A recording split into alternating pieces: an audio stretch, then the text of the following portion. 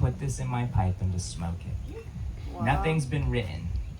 Nowadays, it's like 15 years later, I've seen things written mostly about changa blends and things. But this is a mild MAOI, which is a type of anti-anxiety, antidepressant. And it was like a pair of scissors came and cut the rubber bands off my chest. I could breathe. Nothing was okay, but it was gonna be okay. And there's no high, it's not gonna have any THC or anything in it. But I've since shared this information, this experience with many people on my travels, and have had many, many people come back with similar life-changing experiences. This plant spoke to me, and it told me this medicine property that it had. And I'd never read it, I just got goosebumps. And so you don't have to smoke it. I just enjoy smoking it, because I like smoking plants, and I've got all kinds of plants for smoking. And so this one is always a component to my smoking blends. But you can also tincture it in alcohol, it's fine. So then you carry around a little bottle, and it's not always great to light up wherever you're at, but if you're just having anxiety in your day, you can just take a few drops. And it really works for many people. Every body's different, but it really works for many people. Also, as a tea, this vine grows like nuts. Has anybody seen it growing? Yes. You have to like hack it back.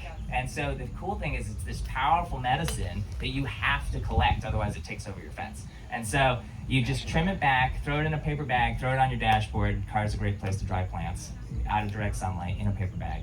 And then you can make tea out of it, or tincture, or smoke it, or whatever. A friend of mine has very bad anxiety and insomnia, and he speaks about his demons keeping him up at night. And I told him this story, and he tried smoking it. It didn't work for him the same way it works for my body, but then he tried making the tea, and he would make like really strong tea. He said I couldn't get through the cup of tea before he was passed out. And so it really can help quiet the mind in that way. Is it good for like office life or event life? Yeah, absolutely. I've given it to Kahil. Okay. Then he's been like stressing out. I'm like, hey, take this. And even I have this tincture that I found. Its branding is always funny. It's like a sleep tincture, but I'm like looking at it. It's mostly nervines and anti-anxiety things, and it's got a bunch of passion flower. And it's like, oh, you don't need this for sleep. It's not have like a sedative like valerian in it, but it can be really helpful.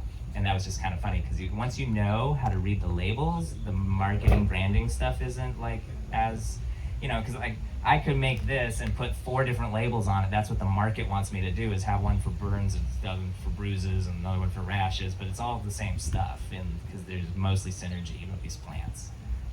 Yeah, good question. That's one of my best anxiety. Kana also for anxiety can give like the upliftment, euphoria, and the passion flower can give the anti-anxiety, relaxing kind of vibe. Thank you. You're welcome. Any other questions? How much would you recommend